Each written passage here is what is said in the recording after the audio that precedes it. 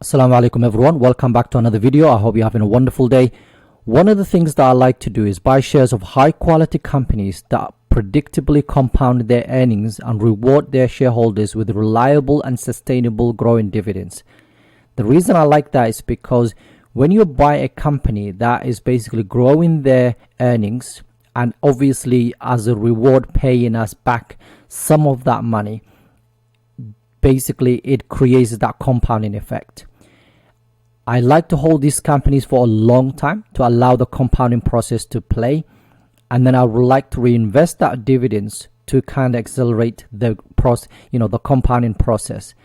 And it's really important that you have that mindset. If you're buying a stock, especially dividend paying company, you need to make sure the company has a good net income or free cash flow if you like. If the company has excellent free cash flow, that comes from growing revenue, okay, and growing cash flow. If you can buy one of those stocks, hold them for 5 to 10 years, then reinvest that dividend, you will notice maybe in about 5, 10, 15 years from now, you look back, because what's going to happen is two things will happen. The stock will appreciate in terms of price wise. Look, majority of the companies out there, especially the quality companies that we normally look for, they have increased in price in the last 5 to 10 years. So that's the price appreciation. Then you've got the dividends that company has paid over those 10 years. If you reinvest that money, that obviously generates more money. And if you want to generate a good wealth, if you want to generate wealth generally, that's one of the things that you have to do. Buy high quality companies, hold them for a long term, okay, and then reinvest that dividends. If it's obviously high flying stock, whatever, that's completely different. But I'm talking about mature companies. And what I want to do today is go over one of the companies that I come across a while ago. It's been really overvalued for a long time, but it has come back down about 20% from where it was about a year ago. So I want to look at this company today, give you a little bit more information about the company, and then you can go away and do your research. This is one of the companies I'm definitely considering adding to my portfolio, and I will tell you why in a second. But before we do that, like the video, subscribe to the channel, let me know if you have any questions, and at the same time join us on the Patreon account where you get access to all of these things, including the Sharia compliant and investing ebook, and you can join us on the Discord, inshallah. So you get access to all the trackers that I have. I'm currently updating some of them, so inshallah I will share that with you as soon as that happens. This really helps the channel because it takes a lot of time and research to do all the research and to put the videos together and edit it and then share it with you guys. So I would really like if you can share that with, basically, if you can just spare a couple of minutes just to look at this, okay? And just join us if you can, inshallah. Right, the company that I'm talking about today is Hershey. So it's this company here, Hershey company. This company basically sells loads of different types of products, including Hershey's brand, main brand one. They've got Skinny Pop. They also have Kit Kat and loads of other basically snacks, whether some of them are healthy, some of them are not, obviously, and the Kisses and whatever. So they've got loads of different brands that you just normally, when you go to the shops and whatever, basically you buy without even thinking about. One of the things this company has done is actually the last few months, especially for the last year and so on, because of the recession and what we basically how the economy is doing and so on, they have a pricing power. So that means they can actually increase the price of these products and people will just go and buy them, okay? Obviously it's in the consumer staples, so it's not a basically kind of discretionary for that reason. So people like their snacks and they just buy it. Some of them are healthy, some, like I said, some of them might not be, but it's one of those basically products where you just grab it because it just costs at a 50p or 20p or $1 or $2, whatever, but they have a pricing power. And again, it's one of those companies where basically their products are very well known. So whenever you go, you will find their products worldwide. So it's not just basically restricted to one country. And again, if you know me, I like companies that have not a monopoly, but they're companies that are global, okay? So they're everywhere, basically, where it's not just limited to the United States or the UK and so on.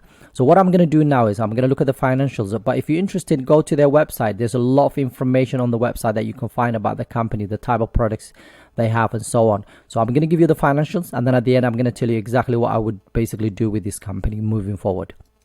Right, like I said, the company is in the consumer staples. Right now it's trading $109 per share. They have EPS of $8.27, market cap of $42 billion. So it's not huge, but it's not small either. So about $43 billion market cap. It has a wide economic moat, and beta is very, very low, which is quite nice. For consumer staples, is always low anyway. The PE right now is about 25, but when you look at the 5-year average, it's actually in line with the 5-year average. Okay, but the forward PE is actually basically lower, which is quite interesting. And the sector right now is about trading about 23, so it's slightly more expensive than the sector, and it's slightly more expensive than the S&P 500 generally. Price to free cash flow, we're looking at about 26, and the PEG ratio of just below 1.5. So it's interesting when you look at this, because it's in line with the 5-year average, and this is what kind of attracted me, and just thought, let me have a look at it. And if we go back to Seeking Alpha, one thing you will notice is basically a year to date, basically it's down about 8%, okay, and for the 1 year it's about about 7%, and it was 52-week high was $276 per share, and right now it's $207 per share. 209 if you, the low end basically was 207, so right now it's about 209. So it has come down quite a bit basically in the last 52 weeks. So if you look at that, $276 per share to right now basically $209 per share. So it's interesting to look at that. And then when it comes to dividends, they actually has a very healthy dividend of 2.2%. They have a payout ratio of 45%, which is quite good. Latest increase was 15%, and the 5-year growth rate about 9%, almost double digit. In the last 10 years, they have increased basically for 13 years they have increased that dividend. The annual payout is $4.77, dividend safety of 93%, and they have $1.65 billion of free cash flow. And in terms of free cash flow yield, we're looking at almost to 4%, and free cash flow margin of 15%.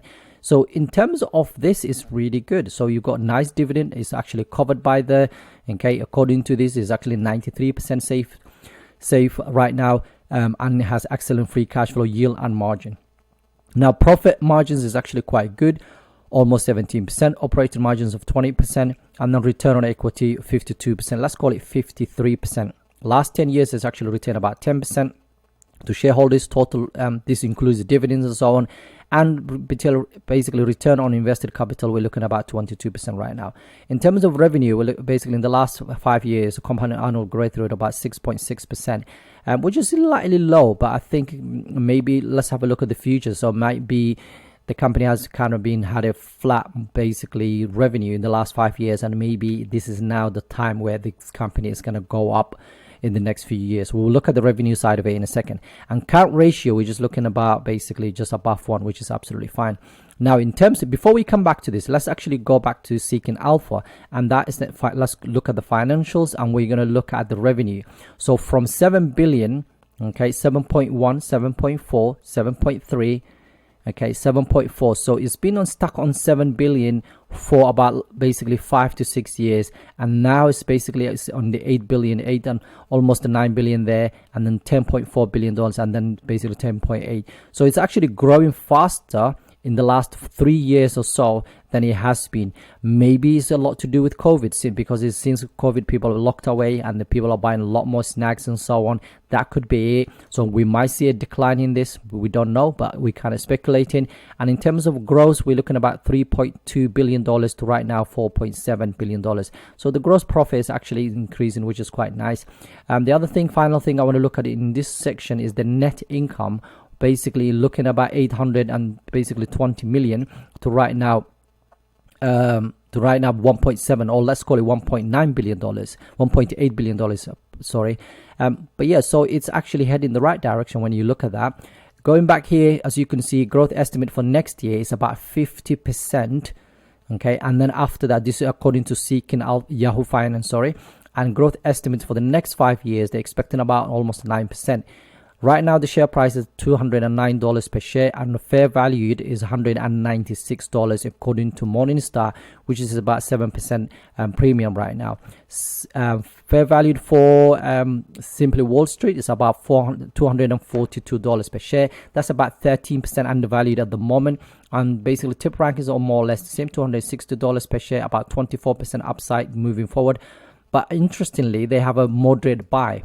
So a lot of the analysts are there, although they think the price should be around here, they think it's a moderate buy right now. Maybe they think it's a bit pricey, but again, makes no sense. Moderate buy is fine. Maybe they think if you buy it right now, moderate buy could just mean if you buy now, obviously you get 24%, but maybe a few months ago or by maybe a year ago, it was more attractive or whatever. Average price for Seeking Alpha, we're looking at about 260, which is basically exactly what the people have said. These two use same analyst, so it's basically more or less the same. $260 per share. That's about 24%, and it's a hold. So one is a moderate buy, the other one is hold, the other one is premium. The only one that's actually saying is a buy right now is about basically Simply Wall Street. Now we'll come back to the valuation and say I'll give you my what I will do moving forward with this company. In terms of Sharia compliance side of it, is absolutely fine. There's no issues there. Interest bearing debt is actually fine, and security is also fine. And as you can see, they have been buying back their own shares, which is quite nice. So since 2013, they have been buying their shares every single year, which is really interesting. So they're buying back their own shares. They're giving you 2% dividend yield, which is absolutely healthy. They've got a bit of cash in the bank. Okay, they basically, in terms of profit margins and return on equity and things like that, is actually good. Okay, valuation doesn't seem too bad right now in comparison to the rest of the market and the 5-year average. Okay, the revenue hasn't actually grown so much basically in the last few years, which is basically a little bit, I would say, concerning if I haven't seen basically what's happened last 5 years. Now if we go back here and look at, for example, earnings estimates, okay, moving forward, this year they're expecting about 12%. Okay, then 8%, 7%, 5%. So it's decent. Remember, this is the type of business that grows their business from, when we normally say 5 to 10%, okay, 2 to 5, 10%. That's basically the range that we're expecting. So this year they're expecting double digit. Then after that, basically about 8%, which is decent, right? And then when you look at the revenue side of things, well, right now $11 billion of revenue. Let's focus on the first 3 to $12.4 billion basically in 2025. So 8%, 4%, 3%, 3.5%, 4%, and then so on. So it's not bad at all in terms of where it is now, but I would be very careful for buying these shares right now because of this. Look, everything is basically on hold according to them, and sometimes obviously we look at them, we use these guys to basically give us an idea of where we think the company should be moving forward. But one of the things I will definitely do is add this company to my watch list and wait until it comes back down, maybe another 7 to 10%.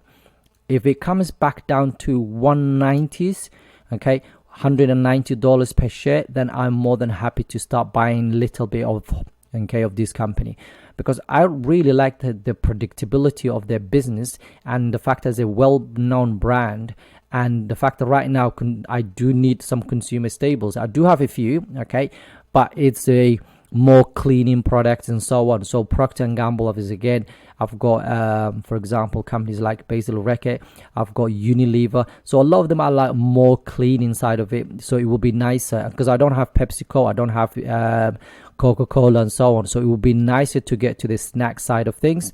So it'll be interesting. We'll diversify the portfolio definitely. So, but I'm not going to buy right now. Definitely not. So 7 to 10%, and it can easily happen, because if you just look at the last 6 months, it's down actually 12%.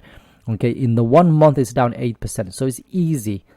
If it comes back down, basically 7 to 10%, it goes down again in this next month, this much, then I'm more than happy to pick up a few shares of this company. But looking at basically what the financials that I've seen and the product that this company offers, I'm more than happy to add it to the portfolio, but not right now. So if you're interested, obviously go to their website, learn a bit more about the company, and just make sure you understand fully basically what they do and so on. Once you have the full picture, then obviously do your analysis and just wait for it. Again, don't take my word for it. Go away and do your own research, find out a bit more information about the company, and let me know if you have any questions regarding this anyway. Again, like I always say to you guys, like the videos, because it really helps the channel, obviously grow the channel, as well as obviously join us on the Patreon account if you can. Have a wonderful day. Assalamu Alaikum.